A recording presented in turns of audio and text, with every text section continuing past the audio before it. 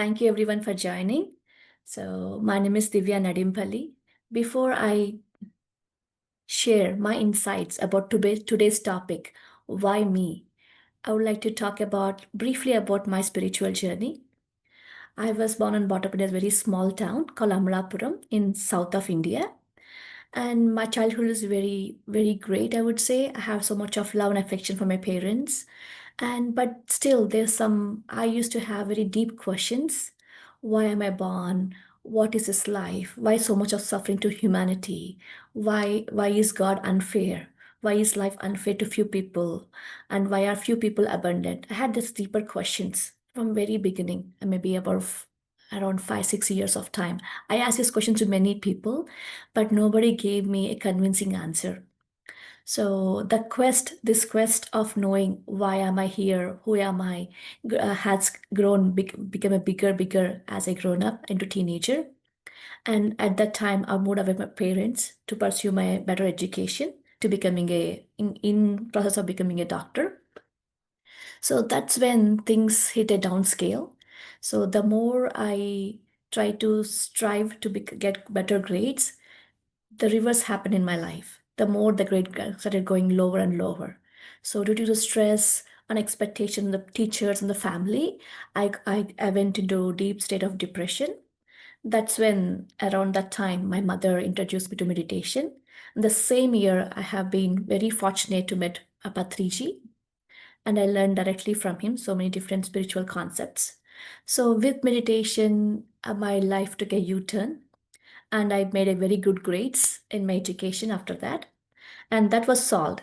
And later on, I became very curious about spiritual concepts. What is it for me? I know we read so many books, right? We listen to so many concepts. How is that going to affect my life? How is it going to transform my life? So I did so many experiments of with spiritual concepts, and I have gained so many experiences through the experiments I did. So I read so many spiritual books. So after a few years, I got married and I moved to USA.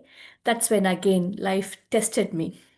So being a new relationship, being a new country, not having any friends here took a toll on me again, both physically, mentally, spiritually, and emotionally. That's when this question arose. Why me? Why is this happening to me? Right? I have done everything possible, but still, life has been unfair to me. Why me is a question that lingered to me. I think like similarly, why me might have come to your life as well. When the life tests you, the life twisted you, and life is being unfair, right? How many of you ever questioned yourself? Why is this happening to me? Anyone in this meeting today? Can you raise your hand or give me some? Yeah, yes, Vanilla. Yeah, you can put in the chat box as well. I'm sure pretty much many of you have questioned at least one point of in your life, right? So this is a question that every human being has whispered, cried, screamed at some point of their life. So when things goes wrong, when life tests us, when we lose someone we love, when we face rejection, pain, confusion, this question arises. Why me? But today, my dear friends, let's explore this question not as victims of circumstances, not as victims of karma or destiny, but as a soul on a grand spiritual adventure. So, what if I say everything that's happening in your life is it not it's not punishment or coincidence? It's your conscious choice of your soul. What if your soul chose this body, this family, this particular struggle, and this joy for its own evolution? We all say that, right? I have a soul, right? But the reality is, we are all souls having a human body. Each one of us, the spark of divine consciousness. We're just temporary visitors of this earth plane, the greatest classroom in the universe, the greatest school in the whole of universe. There is no other place than earth, wherever you go. We come here not to suffer, but to experience, learn, and grow. Earth is a place of punishment. It's not a place of punishment. It's a training ground for all our souls. Every challenge, every heartbreak, every joy is a lesson our soul choose to experience before even taking birth. We consciously, very desperately chose this physical body. We desperately chose all the people around us, the difficult people, all of us in our lives, the mother-in-law, the husbands, the children, the tough neighbor, or a tough friend, or enemies, right? We have consciously chose this particular set of people around us. And we also consciously chose this particular struggle or disease or whatever it is, the heartbreak. We have consciously chose this, my dear friends. So when life feels unfair, instead of asking why me, this time ask, what is my soul trying to learn from this situation? Or what is my soul trying to teach me from this difficult relationship? So I came across a wonderful book about this concept when I was going through relationship struggles. So that book is called Soul's Journey by Peter Ruccello. So in this book, right, this author explains the different types of souls. So he gets this guidance from his spirit guide, and he gives into 4 to 5 types of souls. So the first type of souls are young souls. So these young souls had never taken human birth before. They're new into humanity, onto living on the earth plane. So they learn the basics, how to survive, how to be an individual, the power game. So their life are often full of material desires, ego-driven pursuits. So they ask why me when they're suffering, unaware that they are shaping their own destinies. So that the first souls are young souls. The second type of souls are the evolving souls. Evolving souls, they understand a little better about life. This type of souls begins to awaken into compassion and connection. They realize that life is much more than material success. They question even deeper. Who am I? Why am I here? They see pain as a teacher, not as punishment. Then next comes the mature soul, the third type of souls. These souls radiate peace and acceptance. They understand that joy and sorrow are two sides of the coin. They no longer ask, why me? But they rather ask, say, thank you. Thank you, universe, for this wonderful lesson. They know that every experience, even the painful ones, expands their consciousness, expands their intellect, and expands the way they look at life, the perception of their own life. And the next comes the old soul, the fourth type of souls. These souls has taken so many different lifetimes by the time they reach this old soul state. They come here to serve, to guide, and heal. They see life from the higher perspective that everything is interconnected. They don't resist life. They flow and they surrender to the divine will. So each of us moves through these stages of life, life after life, life after life. We take countless human lives to master this, to master the perspective of humanity, until we become masters of love, compassion, and wisdom. So that's the basics of how the soul evolve from being like a baby soul to advanced soul, or a young soul to enlightened soul. So I also came across a letter from a very famous football player. I'm going to share that with you. So this football player met with an accident while playing a American football. Okay, and his leg gets fractured so badly that he has to undergo 17 such surgeries in 1 year. He also battles so many life-threatening infections and was told that he would never walk again. So in the hospital bed, after his surgery, he wrote a letter to the God. The letter goes like this. Why me, God?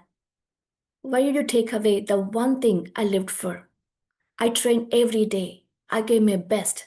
Yet in one split second, everything is gone. Why me?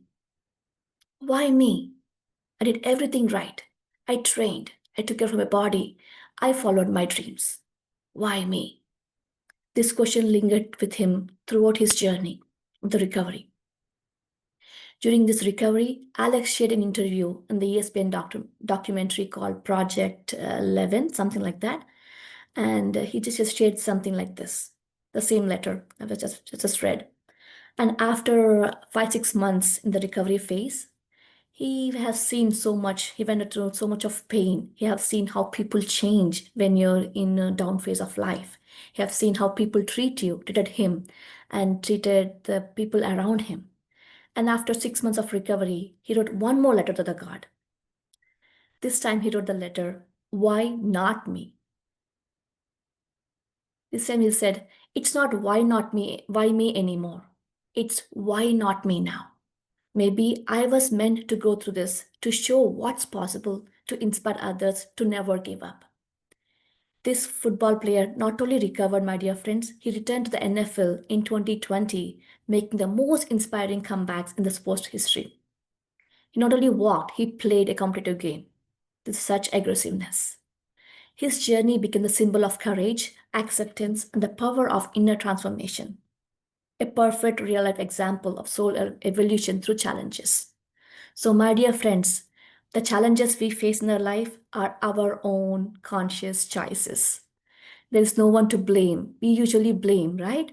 Just because of you, I'm like this. Our parents, our in-laws, our family, husband, people, or whatever it is. Because of the boss, I lost this. Because of the government, right? I lost my job. Because of the firing in the thing happening around it. And because of immigration issues, I'm like this. We tend to blame to every single thing. But the reality is the contrary to this. We have consciously chosen these particular challenges in our life, my dear friends.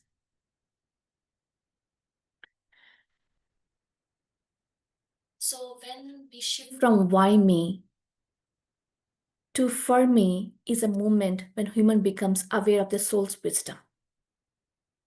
So there's one specific spiritual code says that nothing happens to you, everything happens through you and for you.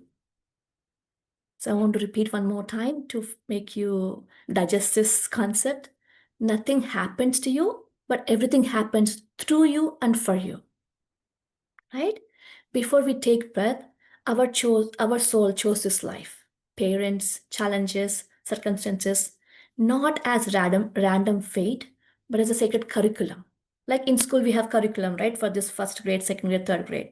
Same like that. We have chosen this particular curriculum so that fits perfectly into the soul evolution plan. So every soul contract, every karmic tie, every encounter is part of our growth. So then the heartbreak that broke you was meant to be open your heart. The failures that crushed you, your dreams, was meant to humble your ego. The illness that scared you was meant to awaken your spirit. When we realize that life is happening by our conscious choices of our soul, we will stop judging others. We'll stop feeling like victims. We will stop even complaining about our own life to others. Instead, we say, I choose this experience for my own evolution. And that awareness and that acceptance of the reality is a true liberation, my dear friends, the true freedom that we all want to experience. So let's come back to the question, why me? The why me? Because your soul chose it. Why me? Because your soul knew that you can handle it. Why me? Because your soul wanted to grow through it.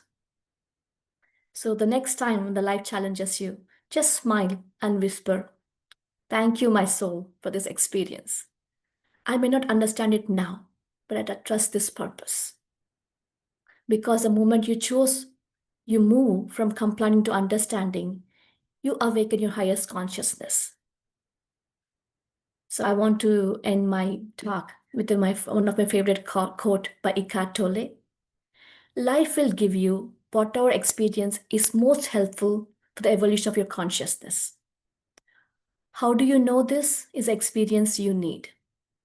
because this is the experience you're having right now. So lately, my dear friends, I have lost my best friend in last week. That made me question. So what if Divya has chosen as a soul to live for 70 years? What would Divya do for next 30 years? Only if Divya has the next 30 years, what would Divya do? Only if Divya has next 10 years, how would Divya treat her own self? What if Divya has only 5 more years from now? How well did Divya treat others? And what is it she really want to focus on this life? Is it the guilt? Is it the envy? Is it the judgment from others? And what is it? Is it the career? Is it the family? Is it the passion? What is it? What is it for you, my dear friends? If you only have 5 more years from now, what do you really want to accomplish? Why are you here? I would like to contemplate on this question. And thank you so much, my dear friends, for the wonderful opportunity.